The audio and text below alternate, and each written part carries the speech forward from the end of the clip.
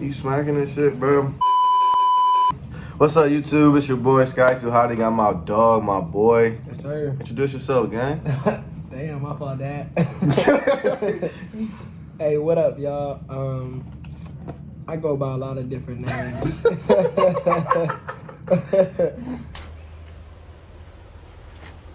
a minute. Who are you? You can call me. First, I'm Ruquan. I'm a classmate of his. I also coach him and train him in football and in life. And I'm his pastor and I'm his nutritional trainer too. And so, yeah, that's me. Yeah. The training and coaching football is kind of dummy wild, considering the fact that I'm married to you. Well, you think LeBron is not better than his trainer? All right. Oh, okay. I mean, I'm just saying. I didn't say you was. I'm just saying that logic don't make sense. Well, what's up, y'all? We got a mukbang today. You know, boy Rue, he doing crazy things, bro. This nigga like 19, 20. 20. So he doing crazy things, bro. We about to rap, bro. Come sit down, enjoy the conversation. Good food. This jump bust. Oh, I can't even turn it around. It's gonna fall out. Bustin' though. It's busting though. You gonna take my word for it. He'll show you pictures at the end of the video. You took a picture, bro? No. Niggas, bro. I got y'all. Hold on, wait. All right, bro. So talk to me. You was in Paris the other day. What were you in Paris for? Man, I was in Paris the other day, gang. I was in Paris on some. Cause bro, because I called you and your ass just pop up in Paris, like, and you was in Dallas the week before that. So like, you traveling all over the map, type. No, facts. But I was in Paris, bro, because I'm a real big fan of James Baldwin. Please put James Baldwin's face on the screen. Who that? When you look him up, you're gonna see. I'm gonna tell you too. All James right. Baldwin is a poet, a writer, a revolutionary. From this country. He's from New York City or Harlem, and just amazing guy in his ability to articulate some of the issues that we have been going through. And I think what he did most special was be able to help black people have empathy for white people and compassion for white people, because white people have made and are still making really poor decisions, a lot of them, but it requires a lot of mercy and compassion to really be able to understand and treat them with love and respect too. And Baldwin helps with that. And so I wanted to go there to really connect with Baldwin because he spent a lot of time in Paris. How was it? And it was amazing, bro. It was everything. I saw the flicks you posted on the ground. Yeah, put them on there too. I will. Yeah. It was amazing. It was everything I thought it was gonna be. It was just the best experience of my life, hands down. Respect. He was at the White House earlier. And you going back tomorrow? No, I got White House today. Who was your? Tomorrow. I got White House tomorrow. Doing what? Who are you speaking to? Joe Biden is about to sign some things that are going to help us with gun violence, and I'm gonna be there for that. Me Like you watching him type, or you about to go speak to him? That's classified information, brother. Right. So let's come back next week. And we can have a conversation about what happened at the White House. What happened at the White House? Feel like a little story time. Feel me? What happened at the White House? For real. So That's part two. You doing these big things, bro. You really done expand your empire. And we know we gotta talk about why you left, bro. This just was not going. Now they can't tell me shit. Nothing. Well, the best locks on YouTube, facts. Before you I got the best locks on YouTube. No. You're not even on the tube, bro. I am too. Go look me up. I got the best locks on YouTube. I don't even want to compete with you. You got the best I'm locks. gonna win. There you go. Yeah. All right, like we were saying though, bro. So, not even why you quit. Just one, do you miss it? And two, how's life different from you? Well, this industry plant here, I'm not going to tell him if I miss it. I'm going to keep that to myself. I miss me cooking you up on the field. I got the videos. I can drop that. You should put them on there. I miss competing, I miss competing, What was the second question? What's different for you now that you're not doing football? Oh, man, okay, that's an easy question. I miss competing, man. I really do miss that. I miss being on schedule, waking up and putting that work in. That 6 a.m. shit. Nah, I miss that chill, too, though. bro. I miss getting up in the morning, hearing my alarm. I miss making myself go to sleep the night before. I miss that sort of discipline and structure.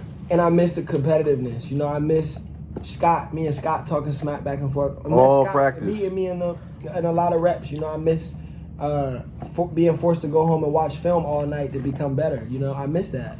But also being You gone, enjoyed that part of the game? Yeah, that's my favorite part of the game. And I feel Like the preparation and shit? Yeah, I feel like that's why practice is fun. Obviously, that's the most fun part, I suppose.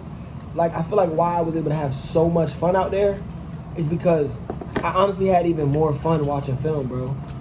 Like, preparing for practice, preparing for the game, studying the opponent. That's like, I would literally be in there all day doing that. I love that, you know, and Yeah, a couple times you fell asleep in the locker room. more than a couple. I slept pretty much the whole fall camp in the locker room. Yeah, bro. I don't know. I hate watching film. I know it's just important. Not saying I don't watch film. You know, coaches might be watching shit, but I hate watching film, bro. I like to just go out and play. I just be like studying while I'm on the field. Like, that counts. my first rep is against you, or not like any DB. Yeah. I be seeing how you play me. Next time, you know, I got that shit in the computer. Yeah, but the thing is, And now I'ma know. if you had watched film on it, you could have saved one rep, scored a touchdown on that first rep. Most of the time, I'm not wrong though. Yeah, but you could eliminate some of those most of the time and make it all of the time not be wrong. So what you be doing in your free time now? Because now you have a lot of free time. Yeah, I mean, You got a lot of time. well, I'm building a lot of stuff, you know. I already had businesses before I started football, so I'm just working on my businesses. I've had more fun in my life right now not playing football than I was. For real? Doing it easy. So I don't know, bro. I don't know what I would do without football. Yeah, you Like, do. I feel like I would have. No, not saying like football run my life in them, but I'm saying I would have to find something else to do. Yeah, but Cause I got a lot of free time. you're good at YouTube. You like YouTube. You like talking to people. Bang with you. Everybody likes Scott. Like, You want me to keep it a stack with you? What? I'm so like I'm not scared, bro, but like, cause you know, bro, I'm trying to turn this shit into like when football season come. Yeah. I'm trying to have like you know my subs see the growth. yeah. See like you know how I go from the first day of camp, starting first game. You know what I'm saying? Yeah. But I'm not gonna lie, I'm low key nervous to record in the locker room. You know, people be judging me and I shit. know. They be like, oh, why does this dude got a camera out? You know what I'm Yeah. saying? You Or know my that- phone out. It's And then fucked I be up. like, bro, if Your I teammates don't. supposed to believe in you. Facts. And the thing is, like, if I don't perform, I know they're gonna automatically point to, oh, well, he be recording, you know what I'm saying? So it's like that's why he not focused on the field. And I kind of feel this pressure that like if I play, I gotta ball out in order to do the YouTube jump on the side because Yeah. I can't have the YouTube jump be a distraction or Yeah. have people see it as a distraction. Yeah, but that's bullshit, you know, because everybody who has a main job has other shit they're interested in. And the ones who don't are really miserable and hate their life. So you can hate your life and have regrets, or you can do that shit. And now that I just said that, you kind of have to. You know, it's fucked up that that's supposed to be the space that you should feel like safe to do whatever your dreams are. Yeah. That's the space where everybody's supposed to be like, yo, how can we help you get more subscribers? Think about it. It's 150 guys in there. If everybody in that room said it to 10 people, that'd be 1,000 views just like that. But instead, you probably got people like, bro, this is the YouTube dude. Don't watch his videos. It's almost as if like they don't want you to succeed. And that's the opposite of team. That's the opposite of 10,000 men. You know? Yeah. I'm just I understand your fear though. Your fear is valid. There's nothing wrong with fear. It's real. But the greats, the revolutionaries, they always face the fear. Yeah. And it's gonna be worth it, bro, when you living your YouTube life. Dream when I live in the dream, bro. You It's a know, grind though, bro. They all going to work a consultant job, private equity. If you do put yourself in the position you want to and you get to create your own lane, your own career, you're going to be happy. They're going to be wishing they could come kick it with you. That's what I'm trying to do, real talk though. You'll stop trying to Trying do to it have and my do swagger it. back. Stop trying to do it, bro. Well, that's what I'm doing. Let's That's why I go. started this summer. That's why we right here right now. Tight. All right. This summer, I got all my shit, bro. I like ordered a bunch of shit. Like, look, I'm Let's go. tired of pushing this shit off. Let's go. I'm gonna do this shit right now. Right now. I just gotta keep it flowing though, cause I mean, this could be like I remember you was talking to me and I was like, oh yeah, like I'm trying to blow it, whatever, like in a month or a year or whatever. You're like, but none of of that shit matter. You're like, as long as you get some type of income by the time you leave college, bro, you're like, you gotta look at the long-term goal, but that shit hard to look at the long-term goal, yeah, bro. But you like, bro, you a second grader right now. It's 4 grades in college. I'm relax. serious though. I'm serious. But If there's 4 grades in college, you finish your first grade, you're going to second grade, you'll be a junior, that's third grade, and senior at 4th grade. Why you worry about 4th grade shit? You in second grade. Oh, but you don't ever just look at the future. That's my problem. I always look at the future. It's okay to look at the future. I always be like, I'll be too worried about the future. Yeah, I'll be exactly. thinking about like kids, wife, like what all that gonna look like future job. But if you're not like, making those investments, then don't think about it. Only think about the things you're making investments on. Yeah. If you're making investments in a very particular young woman at this moment for wife and kids, then sure, it's good to think about that. But if you're not making those investments today, you don't need to think about it. Because then it's just wasting brain space. It's taking up your mind, bro. So you should be thinking about the things that are like, okay, you know, I want to think about any of the things that, for me, right, as I think about this right now, I'm building an app, I built an app for people like you who want to stay committed to their goals. Yeah. Where, you know, you pay the app to hold you accountable to your goals. And the reason you pay is so that you absolutely stick to it. I mean, people throw money on it. They're gonna. That's why reason why. Like, I remember when I was trying to start, I literally bought all this stuff. Cause look, if I'm gonna spend this $200 whatever dollars, I better do it. I Cause like I ain't gonna be throwing bread at nothing. So we gonna sign you up. You know what I'm saying? And you swipe that card on there, and that mug every day. We gonna remind you every day, whatever your goal is. We're gonna remind you. Keep it on it. Keep going. Keep going. Keep going. Keep going. Now, if you don't do it, you not only wasting your money, but you're wasting your life. And I feel like that's something that's important to say, like for football players out there who feel like they got a chance to do something later. Like, that's a lie, you know. We know a lot of players who have literally lost their lives in the sport or lost their entire body to the sport or parts of their body to the sport. Like, you don't know that you're going to be here tomorrow as the person you are today. And you don't know if you'll have all your limbs and your mind.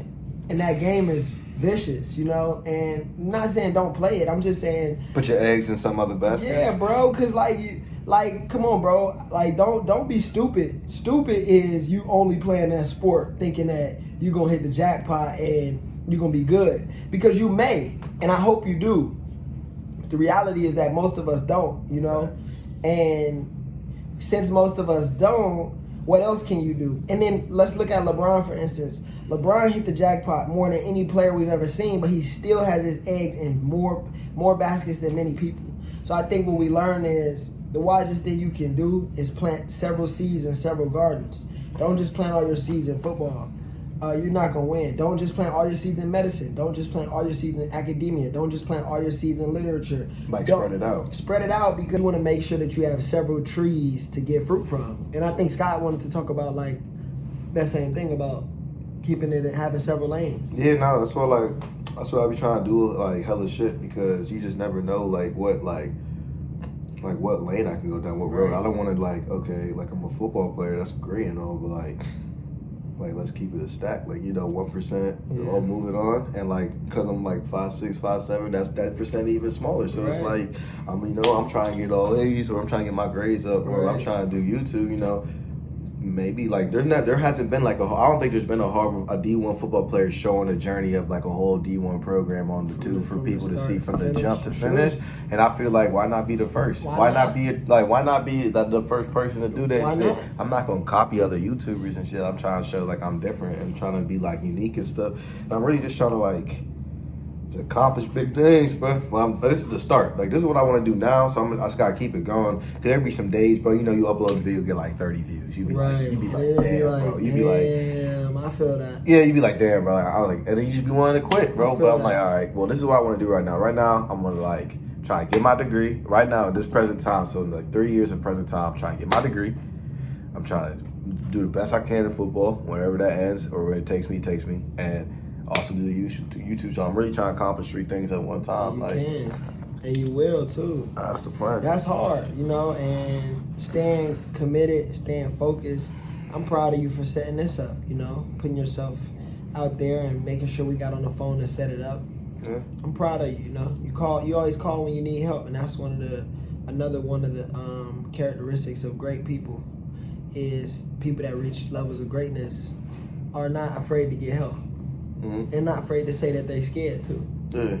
I feel like Not because like I know if I reach out to you, it's because I know you've been through it. Because let's keep the stack. You a trailblazer, so you've been through that. You know what it's like to be at not I'm gonna say outcast, but just be the first person to say something. Yeah. Because you know how like everyone kind of be thinking something at the same thoughts. We want to do the same things, but they be like, ain't nobody gonna do it. Ain't nobody gonna do it because they be like, I ain't really trying to go out front. I ain't trying, what I'm saying? Nobody want to die. Everybody's scared of dying. Is it hard? Which I understand. Is it hard being a trailblazer? I mean, dude, let's think about it. You 20, right? You 20. Like, you done went to Harvard. You was on the team. You talking to the White House folks. You was at the rally. You was speaking at a rally in front of 100,000. 100,000, a lot of people. So, I mean, you doing a lot. So Yeah, I'm just true. like, how you do it? I mean, Like, what motivates you? What will allow you to do this? Because I know you ain't just start off talking to 100,000 people off rip. I know you ain't just like start off like in the White House. So like, how you do it? What keep you motivated to grind and get up there? So, I mean, like you got 6-figure business. You're doing a lot. So yeah, you're right. 6-figure businesses. Businesses, plural. Plural. I think that really 7-figure, 8-figure, 10-figure. 12-figure. That's what you're trying to go. I think that I'm able to do these things because I recognize that death is real. My life can end at any moment. Truly, like this building could fall over. I know that sounds crazy until that shit really do. Like that happens to people. Yeah. Car accidents, gun violence, disease, train accidents, plane, anything can happen. And so I just feel like I want to give to the world everything that I have because I really believe in you. I really believe in your little brother. I really believe in myself. I really believe in my 11 siblings.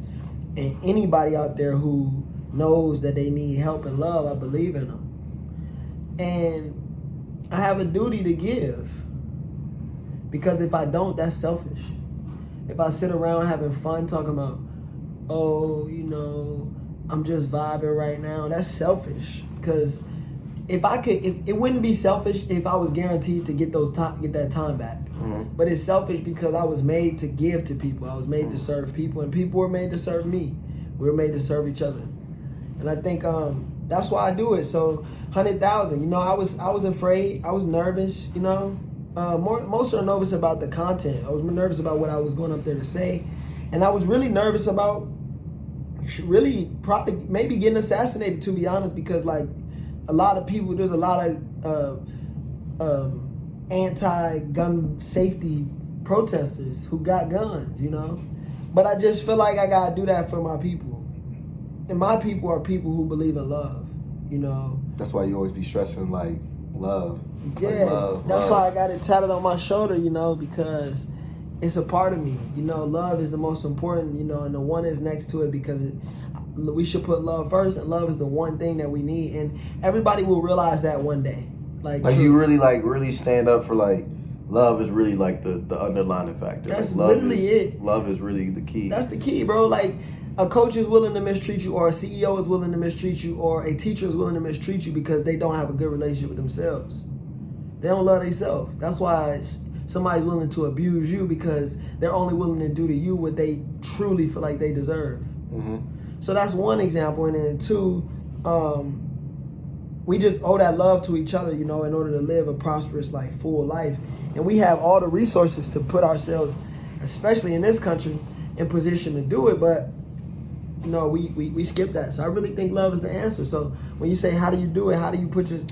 I just really believe in love, and I believe in myself, because love is real, and love loves me, and I love love. So I'm going to keep doing that, and I'm going to keep, making art with love and building businesses with love and having relationships in love and being in love with myself and with beautiful people and loving beautiful people and living a life of love. And I'm inviting everybody to join on that journey because it's lit. I got last thing to ask you, bro. You know, man, like I told you earlier, like I see you really doing things. Like you kind of like 20, like your own businesses, like starting to branch out, like really starting to like live that life of your own, able to buy your own stuff. You know what I'm saying? Yeah.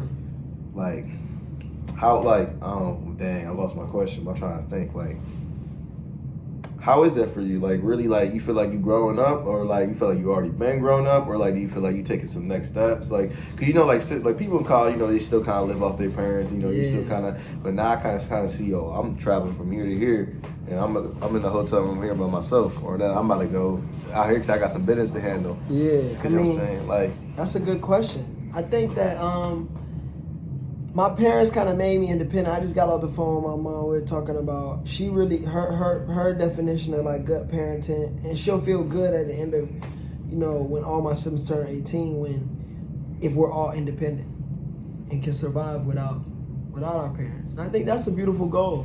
And I am grown, bro. It's real. You know, my parents put me in a position very young to be independent. So in high school, you know, I started making money. I was buying a lot of my own stuff. Like, obviously, I wasn't paying rent. Obviously, I wasn't, you know, driving the car. But like, a lot of stuff was coming out of my pocket. And I had my parents still would take care of me. They still would give me money and stuff. But early on, I kind of started that, you know, and I'm grateful for it. So now, right, I just went to Paris by myself, bro.